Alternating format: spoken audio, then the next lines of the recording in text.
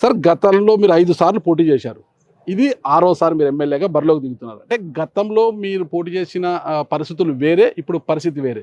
ప్రస్తుతం సర్వీస్‌కి, డబ్బు ప్రవాహానికి మధ్య ఈ పోటీ జరుగుతుంది. మరి ఇందులో విజయం ఎవరు సాధిస్తారంటారు? నేను పోటీ చేయట్లేదండి. ఆ! ప్రజలే నన్ను పోటీలో పెట్టారు. మీరు ఓకే. ఉండాలి అని. మిగతా ఆ! వాళ్ళు నాకు ఆ పార్టీ సీటు కావాలి, ఈ పార్టీ సీటు కావాలని ఢిల్లీ వరకు తిరిగినోళ్ళు వాళ్ళు. హ్మ్. ప్రజలు ఎప్పుడు నేను పోటీకి నా నోట్లోంచి మాట వస్తదని హ్మ్. 1 సంవత్సరంన్నర నుంచి ఎదురు చూస్తున్న వాళ్ళు నేను. ఆ! పార్టీ టికెట్ నాకు ఇవ్వాలి అని అడగలేదు. ఆ! నేను పోటీ చేస్తానని కూడా నేను చెప్పలేదు. హ్మ్. పార్టీ టికెట్ అడగకపోయినా నా క్యాండిడేట్ ఎన్ఆర్ పార్టీ తరపున నా క్యాండిడేట్ మల్లాడి కృష్ణారావు అని సీఎం గారు మార్చి 15వ తారీఖున వేలాది జనంలో అతను అనౌన్స్ చేశారు. అప్పుడు ప్రజలకి నేను లాస్ట్ డే వరకు కూడా 23వ తారీఖు లాస్ట్ డే అయితే లాస్ట్ మినిట్లోనే నామినేషన్ వేయడం జరిగింది. ఇది ప్రజల కోరిక మేరకు యానం ప్రజలు మరలా పెద్దాయన పరిపాలన రావాలి అనుకుని కోరుకున్న విధంగా నేను నామినేషన్ వేసి నేను ఉన్నాను తప్ప డబ్బు మందు అన్నీ కూడా నా సర్వీసు, ముందు చేసిన సర్వీసు, రాబోయే రోజుల్లో సర్వీస్ దగ్గర ఎన్ని కోట్లు ఖర్చు పెట్టినా కానీ దిగదుడు పండి అసలు దాన్ని అలా మేము పట్టించుకోం. కాలానుగుణంగా పరిస్థితులు మారుతూ ఉంటాయి. ఉమ్. ప్రజల కోరిక మేరకే మీరు బరిలోకి దిగినా, అవతల మీ ప్రత్యర్థులు నోట్ల కట్టలతో ముందుకొస్తున్నారు. మద్యం సీసాలతో ముందుకొస్తున్నారు. మీరేమో నేను మంచినీళ్ళ బాటలు ఇవ్వను, మనీ ఇవ్వను అంటున్నారు. ఉమ్. మరి ఎలా బ్యాలెన్స్ అవుతుంది ఇది? బ్యాలెన్స్ అంటే నా వ్యక్తిత్వం తెలిసిన వాళ్ళు, ఆ! నా సేవ తెలిసిన వాళ్ళు, ఆ! ఈవేళ వందలాది మంది ప్రతిరోజు కూడా తెల్లారుజాము నుంచి రాత్రి వరకు 2,500 మంది వచ్చి మళ్ళా నీ విజయం కోసం మేము నడుము కట్టి పనిచేస్తున్నాం, మీ సిద్ధాంతానికి ప్రకారంగా మేము ₹1 తీసుకోకుండా, ఒక మందు బాటిల్ లేకుండా మేము చేస్తున్నాం అనేది నిదర్శనమే. ఎక్కడికి వెళ్ళినా మీరు ఇప్పుడే కాదు, నేను ఈరోజు ఇప్పుడు చెప్తున్నాను, కాసేపు నాకు వెళ్ళినప్పుడు మీరు అక్కడికి ఇంటర్వ్యూ చేయడమే కాదు, మీరు కూడా వెళ్ళి చూడండి. ముందు చూసిన తర్వాత నన్ను ఇంటర్వ్యూ చేసి ఉంటే బాగుండు. ఆ ప్రజలు ఎలా ఉన్నారు, నేను చేసిన గత 25 సంవత్సరాల్లో డెవలప్మెంట్ ఏ విధంగా చేశానన్నది ఆ డెవలప్మెంటే కనపడుతుంది. అది చూసి మీరు మాట్లాడండి. ఎవరో చెప్పిన మాటల్ని మీరు నన్ను ప్రశ్నించేలాగుంటే ప్రతి ప్రశ్నకి, విమర్శకు కూడా నేను సమాధానం చెప్తాను. ఏ ఒక్క చిన్న అదువు లేనివాడిని కాబట్టి, ఏ ఒక్క దాంట్లో ఏది ఆశించను కాబట్టి, ఈ ఊరు డెవలప్మెంట్ నాకు కావాలి, పేదోడు సుఖంగా ఉండాలి, ఈ 2 పాయింట్లతోటి ఇన్ని సంవత్సరాలుగా రాజకీయం చేసుకొచ్చాను. ఈ ఎలక్షన్ కూడా ఆ డబ్బు మందు ఉన్నది కాబట్టి కొంతమంది అట్రాక్ట్ అయ్యేవాళ్ళు, అందులో కొంత డిస్టర్బెన్స్ అవుతుంది తప్ప నా విజయానికి ఎటువంటి డోకా లేదు. నా విజయానికి నేను వెళ్ళి ఓటు అడగాలన్నది కాదు. ప్రజలే రోడ్డు మీదకి వచ్చి మల్లాడి కృష్ణారావుని 2వ గుర్తు జగ్గుకు ఓటేయండి అని ప్రజలే కోరుకుంటూ ఉన్నారు. ప్రజలు కోరుకున్నప్పుడు నేను వెళ్ళి ఒంగొంగు దండాలు పెట్టవలసిన అవసరం లేదు. అలాగే నా పాలసీని మార్చుకుని డబ్బునో మందునో పంపవలసిన అవసరం 1% కూడా లేదు. ఆ డబ్బు మందు కానీ లేకపోతే ఈ అశోక్ అన్న అతనికి ఎవడో పలకరించేది కూడా ఉండదు. సిట్టింగ్ ఎమ్మెల్యే గొల్లపల్లి శ్రీనివాస్ అశోక్ ప్రస్తుతం మీ ప్రత్యర్థి అనుకుంటాము. ప్రస్తుతం మీకు ఆయనకి కదా పోటీ? అంతే. మధ్యలో టీవీకే పార్టీ, ఉన్నా కూడా DMK పోటీ అన్నది అతనికి మాకే ఉంటుంది. పోటీ మీ ఇద్దరికే. మరి మల్లాడి గారి మనసుకి, ప్రత్యర్థి యొక్క మనీకి మధ్య ఫైట్లో మల్లాడి మనసు గెలుస్తుందా? మల్లాడి మనసుని గెలిపిస్తారంటారా? 100% మల్లాడిని గెలిపించుకోవాలనే ఉద్దేశంతోటే వాళ్ళు నన్ను మీరు పోటీ చేయాలని అనుకున్నప్పుడు, డబ్బు గెలుస్తుందా మల్లాడి గెలుస్తాడంటే 100% మల్లాడి మనసులో ఉన్న ప్రజలు, మళ్ళా వాళ్ళ మనసులో నేనున్నాను, నా మనసులో వాళ్ళు ఉన్నారు కాబట్టి 100% నన్ను ప్రజలు మంచి మెజార్టీతో గెలిపిస్తారని ఆశిస్తున్నాను. కాన్ఫిడెంట్గా మాట్లాడుతున్నారు. ప్రజలు నన్ను గెలిపిస్తారు పదే అంటున్నారు కదా. అలాంటప్పుడు మీ ప్రత్యర్థిని అంతమొందించాలని చూశారంట. 2021లో గొల్లపల్లి శ్రీనివాస్ అశోక్ పోటీ చేసినప్పుడు అతని ఇంటిపై దాడి చేయించారన్నప్పుడు ఆరోపణలు వచ్చాయి. ఇప్పుడు కూడా మళ్ళీ వాళ్ళ అనుచరులపై దాడులు జరుగుతున్నాయి. అశోక్ని తప్పించాలి, అశోక్ బరిలో ఉంటే మీ విజయం కష్టమని మీరు భావిస్తూ ఇంత పెద్ద కుట్ర పన్నుతున్నారంట. నేను కుట్రలు చేయడం కానీ, ఎవరన్నా కొట్టించడాలు కానీ, మర్డర్లు చేయించడాలు కానీ మల్లాడి కృష్ణారావు బ్లడ్లో 1 ఇంచు కూడా ఉండదు. లాస్ట్ 2021 ఎలక్షన్లో కొంతమంది వచ్చి ఇక్కడ కొట్టినట్టుగా నటించేలా చేశారు. నా ఇంటికి వచ్చి, నేను ఆ టైంలో ఇక్కడ లేను, అప్పుడే వస్తూ ఉన్నాను. ఇక్కడ వచ్చి వారు చిన్నాను కానీ మిగతా కొంతమంది వచ్చి వాళ్ళని కొడితే, వాళ్ళ ఘర్షణ జరిగితే దాన్ని రాజకీయంగా తీసుకెళ్దాం, మనకు ఉపయోగపడుతుందన్న ఉద్దేశంతో చేసి అందులో వాళ్ళు సక్సెస్ అయ్యారు. ఇప్పుడు ఇతను 2 నెలల నుంచి చెప్తూ ఉన్నాడు, నన్ను మర్డర్ చేసేనాక చూస్తున్నారు, నన్ను చంపేనాక మల్లాడి కృష్ణారావు ప్లాన్ చేస్తున్నాడు, 2 రోజుల క్రితం సావిత్రి నగర్లో మీద అటాక్ చేశాడు అని చెప్పారని మీరు చెప్తున్నారు. వారు చెప్పిన పనులని మీరు ఏదో వకాల్తా తీసుకుని నన్ను నిందించేలాగా మీరు మాట్లాడుతున్నారు. మల్లాడి కృష్ణారావు అన్న వ్యక్తి ఎవరిని బద్ధ శత్రువు వచ్చినా కానీ నాకు ఇది తప్పు అయిందని చెప్తే నా గేట్ ఎప్పుడు కూడా వెల్కమ్ చెప్తూ పిలుస్తూ ఉంటుంది. అంతే తప్ప ఇతను ఓడిపోతున్నాను అన్నది అతనికి తెలుసు. మందు ఇచ్చినా డబ్బు ఇచ్చినా ఓడిపోతున్నానని తెలుసు. ఇప్పుడు సింపతితోటి ఎక్కడో మల్లాడి కృష్ణారావు ఫాలోవర్స్ నన్ను కొట్టేశారు అని అతను బట్టలు చింపుకునో కొట్టినట్టుగా చేసుకునో చేసి దీన్ని ఎలక్షన్కి ఉపయోగించాలన్నది ఆ స్ట్రాటజీలో వెళ్తున్నాడు. ఆ స్ట్రాటజీని మీరు తెలియకుండా హైదరాబాద్ నుంచి వచ్చారు కాబట్టి ఇక్కడ ఏం జరుగుతుందనేది తెలియకుండా ఈ పాయింట్ నన్ను మీరు నిందించేలాగా మాట్లాడుతున్నారు. నా వ్యక్తిత్వం అటువంటిది కాదు. నిందించడమో వకాలతో పుచ్చుకోవడమో మా బాధ్యత కాదండి. ఉన్న విమర్శల గురించి అడుగుతున్నా, ప్రధానంగా మాట్లాడుతున్నారు ఆయన. అసలు 5 సార్లు ఎమ్మెల్యేగా పనిచేశారు, 3 సార్లు మంత్రిగా పనిచేశారు. అయినా అభివృద్ధి ఎక్కడుంది? అప్రజాస్వామిక పాలనతో యానం అభివృద్ధి కుంటుపడింది. నేను చేస్తున్న అభివృద్ధిని కూడా ఈ 5 ఏళ్లుగా మల్లాడి అడ్డుకున్నారు. ఏజెన్సీ సంస్థ ఇక్కడ మూతపడ్డానికి దాదాపు 100,000 మంది రోడ్డున పడడానికి కారకులు ఎవరు, ఈ పాపం ఎవరిది అని ఇలాంటి ప్రధాన ప్రశ్నలు అవతల నుంచి వస్తున్నాయి. దీనికి మీ సమాధానం ఏంటి? 25 సంవత్సరాలు నేను ఎమ్మెల్యే అవ్వకముందు యానం ఏ రూపం ఉండేదన్నది అతనికి తెలియదు, పుట్టలేదు. నీ తండ్రి నాతోటి 2 ఎలక్షన్లో పోటీ పడి ఓటమి చెందాడు.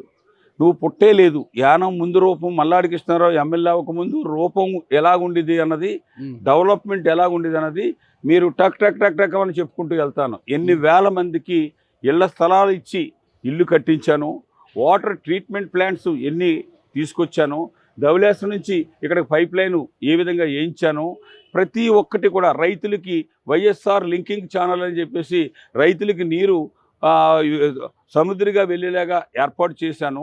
ఆంధ్రప్రదేశ్ ప్రభుత్వం నుంచి ఏ విధంగా అయితే ముందు కంటే ఎక్కువ మంచినీరు కావచ్చు, రైతులు కావచ్చు, ఈ కోటా ఏ విధంగా పెంచేలాగా ఏర్పాటు చేశాను. ఇక్కడ హాస్పిటల్ 100 బెడ్ హాస్పిటల్ ఎలా తీసుకొచ్చాను, జిప్మేర్ హాస్పిటల్ ఎలా తీసుకొచ్చాను, అలాగే ఆయుష్ హాస్పిటల్ ఎలా తీసుకొచ్చాను, అంబేద్కర్ విజ్ఞాన భవన్ కానీ, ఇక్కడ ఉండే స్పోర్ట్స్ పర్సన్కి వైఎస్ఆర్ ఇంటర్నేషనల్ స్టేడియం కానీ, ప్రతి ఒక్క స్కూల్ బిల్డింగ్లు కానీ, కాలేజీ బిల్డింగ్లు కానీ, ఐటీఐ కానీ, పాలిటెక్నిక్ కానీ, పీజీ కోర్సెస్ కానీ ఇవన్నీ కూడా చేసింది ఈ మల్లాడి కృష్ణారావు అండి. ఆ కుర్రోడికి ఏమీ తెలీదు. ఈ రోజు వరకు ఎక్కడ ఏమున్నాయన్నది కూడా తెలియదు. పాండిచ్చేరిలో ఏ డిపార్ట్మెంట్కి సంబంధించిన ఆఫీస్ ఎక్కడ ఉన్నదో తెలియదు. అతనికి తెలిసిందంతా చెత్త మీద డబ్బు ఎలా తీసుకోవాలి, ప్యాకాట్లు ఎలా గాడించి కోట్ల రూపాయలు తీసుకోవాలి, నేను తీసుకొచ్చిన కాంట్రాక్టుల దగ్గర నుంచి ఎలాగ పర్సంటేజ్, మల్లాడి కృష్ణారావు పర్సంటేజ్ తీసుకోరు కదా, ఆ తీసుకొని పర్సంటేజ్ వాడే అడుగుతున్నాడు. మల్లాడి కృష్ణారావు తీసుకోడు, ఆడిది కూడా నాకు కల్పించేయడని అడుగుతున్నాడు. ఇది వాడి దగ్గర ఉన్న కల్చర్.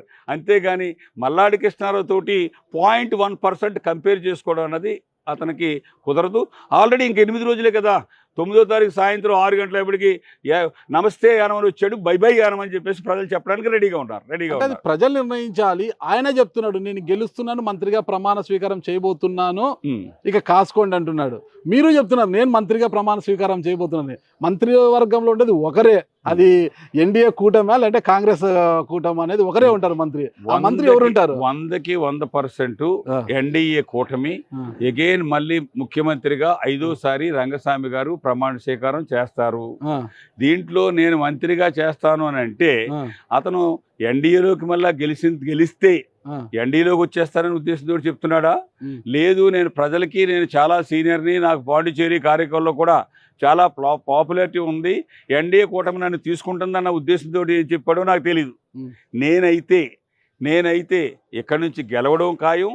రంగస్వామి గారు మనసులో ఉన్న మాట, ప్రజల్లో ఉన్న మాట తప్ప నేను మంత్రి అవుతానన్నది కాదు. రంగస్వామి గారు చీఫ్ మినిస్టర్ గారు మార్చి 15వ తారీఖున పబ్లిక్ మీటింగ్లో నువ్వు కేంద్రానికి వెళ్ళాలి, కేంద్రానికి పంపాలని ఉన్నా కానీ ఒక 5 సంవత్సరాల వరకు నా గవర్నమెంట్లో, నా ప్రభుత్వంలో ఒక సీనియర్ మంత్రి ఎవరో కూడా లేరు, నీ సూచనలు సలహాలతోటే నేను గవర్నమెంట్ నడుపుతూ ఉన్నాను, అందుకని నేను ముఖ్యమంత్రిగా 2వ స్థానంలో నువ్వు ఉండాలి అని ప్రజలకి ఓపెన్గా మైక్లో మాట్లాడిన మాటని సీఎం గారు ఈ విధమైన ఉద్దేశంతో ఉన్నారు. ఇది అశోక్ గెలిస్తే మంత్రి అవుతాడా, లేదంటే ముఖ్యమంత్రిగా రంగస్వామి ఉన్నప్పుడు మల్లాడి కృష్ణారావు అవుతాడన్నది అతనికి పరిజ్ఞానం లేక ఎందుకంటే మార్చి 1వ తారీఖు వరకు బీజేపీలో ఉన్నారు. తర్వాత ఇప్పుడు కాంగ్రెస్లోకి వచ్చారు. నేను కాంగ్రెస్ని తిట్టలేదు, బీజేపీని తిట్టడం. ఇది పాండిచ్చేరి కేంద్రపాలిత ప్రాంతం. యానందుకు మనం యానాన్ని అభివృద్ధి చేసుకోవాలి అని అనుకుంటే పాండిచ్చేరిలో ఉన్న ముఖ్యమంత్రినో పాండిచ్చేరి ప్రభుత్వాన్నో కన్విన్స్ చేసుకుని ముందుకెళ్ళాలి. వీరు కన్విన్స్ చేసుకున్న తర్వాత భారత ప్రభుత్వాన్ని ఉపయోగించాలి. ఇది కేంద్రపాలిత ప్రాంతం. 100కు 100% చాలా స్కీమ్స్ అన్నీ కూడా గవర్నమెంట్ ఆఫ్ ఇండియా తోటి ముడిపడి ఉంటాయి. అటువంటిప్పుడు నేను ముఖ్యమంత్రి వస్తాయి చెప్పించి కొడతారని వాడు అలాంటి ఈ డబ్బుతోటి ఈ పేకాట్ డబ్బుతోటి మదంతో మాట్లాడే వాళ్ళని ప్రజలు అసలు అతను చీదరించుకుంటున్నారు. ఎక్కడికి వెళ్ళినా 5 సంవత్సరాలకు ఇప్పుడు వస్తున్నావా, నీ కార్యకర్తని నా తల్లి చచ్చిపోతే నువ్వు చూడడానికి రాలేదు, హాస్పిటల్ ఉంటే ఫోన్ ఎత్తలేదు అని నిలదీస్తుంటే అతని కార్యకర్తలు నిలదీస్తుంటే మల్లాడి మనుషులు అక్కడ పెట్టి నిలదీస్తున్నాడని చెప్తున్నారు. అందుకని నిన్న మీటింగ్లో కూడా చెప్పాను, దయచేసి అతనికి సెండా బై బై చెప్పేసే వాటి గురించి మీరు అసలు పట్టించుకోకండి, మీరు అతను ఆర్గ్యుమెంట్ చేయకండి, అతను వస్తే దూరంగా వెళ్ళిపోండి. ఈ విధమైన కొట్టారని సింపతి గెయిన్ చేయడానికి మొదలుపెట్టాడు డ్రామా. అందుకని మీరు దూరంగా ఉండడాన్ని పబ్లిక్ మీటింగ్లోనే మైక్లో చెప్తూ ఉన్నాను. మీరు డ్రామా అంటున్నారు, చాలా కాన్ఫిడెంట్గా చెప్తున్నారు. నేను గెలుస్తున్నాను, వైద్యలింగం గారు కాంగ్రెస్ పార్టీ సీఎంగా ప్రమాణ స్వీకారం చేయబోతున్నారు అని ఆయన చాలా కాన్ఫిడెంట్గా చెప్తున్నారు. ఇక్కడ ఇతను ఓడిపోవడం ఖాయం, వైద్యలింగం రంగస్వామి మీద ఓడిపోవడం ఖాయం. అక్కడ కాంగ్రెస్ పార్టీ గెలిచేది 4 నుంచి 5 సీట్లు మాత్రమే. డిఎంకే గెలిచేది 6 నుంచి 7 సీట్లు మాత్రమే. ఈ రెండు కలిపితే టీవీకే ఉంది, మర్చిపోతున్నారు. నో టీవీకే అన్నది ఆఫ్టర్ ఎలక్షన్ అయిన తర్వాత రంగస్వామి దగ్గర విజయ్ దళపతి రంగస్వామి ఇద్దరు తండ్రి కొడుకులు లాంటి వాళ్ళు. విజయ్ దళపతి క్యాండిడేట్లు రంగస్వామి కాళ్ళు మీద మొక్కి ఆశీర్వాదం తీసుకుని నామినేషన్ చేసిన వాళ్ళు. అక్కడ ఇద్దరు గెలవడానికి దగ్గరగా ఫైట్ ఇవ్వడానికి 2 కాన్స్టిట్యూన్సీలు ఉన్నాయి. వాళ్ళ 2లో ఒకడు గెలిచినా ఇద్దరు గెలిచినా రంగస్వామి దగ్గరికి వచ్చి ఉంటారు తప్ప ఎన్డీఏ దగ్గర రారు, రంగస్వామి దగ్గరికి వస్తారు. ఇది జరుగుతున్న ఇది. అంతేగాని 1, 2 గెలిస్తే వాళ్ళ పక్క వెళ్ళినది 1% కూడా జరగదు. మీరు పొరపాటు పడుతుంటారు. ఇక్కడ గొల్లపల్లి శ్రీనివాస్ అశోక్ అంటే ఒక్కరు కాదు, ముగ్గురు. అది మీరు మర్చిపోతున్నట్టున్నారు. గొల్లపల్లి శ్రీనివాస్ అశోక్ ని ఇక్కడ నుంచి ఎలాగైనా గెలిపించాలని కాకినాడకు చెందిన వైఎస్ఆర్సీపీ నాయకులు, ముఖ్యమైన రెడ్డి సమాజం కొంతమంది నాయకులు కావచ్చు, ముఖ్యంగా మాజీ ఎమ్మెల్యే ముమ్మడివరం మాజీ ఎమ్మెల్యే మీ శిష్యుడు కొన్నాడ వెంకట సతీష్ గారు వర్గీయులు కావచ్చు, పెద్ద ఎత్తున అన్ని వనరులు కూడా సమకూరుస్తున్నారట. మరి వీళ్ళందరినీ తట్టుకొని మీరు ఎలా ముందుకు పోతారు? అసలుకి ఇన్ని శక్తులు మీ విజయాన్ని అడ్డుకోవడానికి కృషి చేస్తున్నాయి కదా సార్. ఇది గతాన్ని మీరు చెప్తున్నారు. వారిద్దరికీ కూడా ఇది కాకినాడ ఎమ్మెల్యేగా పోటీ చేసిన చంద్రశేఖర్ రెడ్డి అవ్వచ్చు, ముమ్మడివరం నియోజకవర్గానికి ఎమ్మెల్యేగా ఓటమి చెందిన సతీష్ అవ్వచ్చు, వీరందరూ కూడా ఎందుకు మనం మల్లాడి కృష్ణారావు తోటి మనం వైరం పెట్టుకున్నాం, ఎందుకు ఎవరి గురించో మనం ఎందుకు పెట్టుకున్నాం అన్న ఉద్దేశంతో ఈవేళ చంద్రశేఖర్ రెడ్డి అని కూడా మనిషి కాకినాడలో లేకుండా జపాన్లో ఉన్నాడు. ఈ ఒత్తిడికి అన్నీ కూడా చేస్తే, ఎందుకంటే ఇతనికి గత ఎలక్షన్లో గురువై చేస్తే ఎలక్షన్ వచ్చేటప్పటికి ఇతను తెలుగుదేశం బండి ఎక్కాడు. ఇది చూశారు. అలాగే ఇక్కడ సతీష్కి లాస్ట్ ఎలక్షన్లో నా దగ్గర ఉండి వాళ్ళ దగ్గరికి వెళ్ళిన రామ్మూర్తి కానీ దినేష్ కానీ ఇతని విజయంలో ఉంటే నెల అవ్వకుండానే వాళ్ళని బయటకు గెంటేసినప్పుడు సతీష్ కూడా ఈ ఎలక్షన్లో కలగజేస్తాడని మాత్రం నేను అనుకుంటలేదు. ఎందుకంటే అతనికి రాబోయే రోజుల్లో ఈ ఎలక్షన్లో కానీ మనం మళ్ళా ఆల్రెడీ మిస్అండర్స్టాండింగ్లో ఉన్నాం, తప్పైంది అని మనం చెప్పవలసిన పరిస్థితిలో ఉన్నాం. అటువంటిది ఈ ఎలక్షన్లో కానీ 80 ఎలక్షన్లో మనం కలగజేసుకుంటే మనం విజయాన్ని ఆఫ్ చేయలేం. రాబోయే రోజుల్లో మనం ఇంకా కొని తెచ్చుకున్న వాళ్ళు అవుతామన్న ఉద్దేశంతో అతను మాత్రం వస్తారని మాత్రం నేను అనుకుంటలేదు.